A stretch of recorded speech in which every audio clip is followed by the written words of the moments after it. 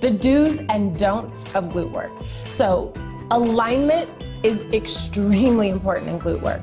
So anytime you're doing glute work, I want you to imagine a heartbeat, right? So when a heart beats, it contracts. So literally you want your glute, whichever one you're working, to kind of emulate a beating heart. So whether it's a slow beat or a quick beat, or a double and hold beat, whatever that is. So typically I'll set the pace for my students of what I want the glute to be doing, but all you should be thinking about during a glute work is whatever glute you're working, squeezing and releasing, right? So some don'ts I'm going to show you of glute work. In a simple tabletop position, this also applies to standing fold over, you never want the hips to sink, right? You want to almost feel like you're doing an angry cat pose from yoga.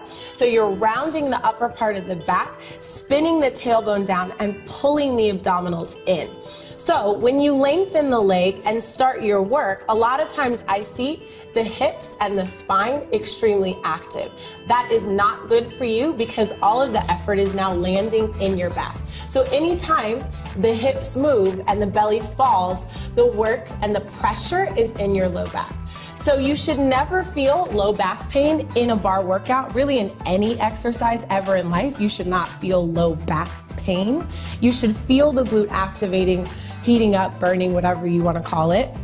Another thing I see too is weight shifting, right? So you want the shoulders square, right? The hips square, and when you extend the leg, many times people dump weight into that foundational leg, right? The standing leg, if you will.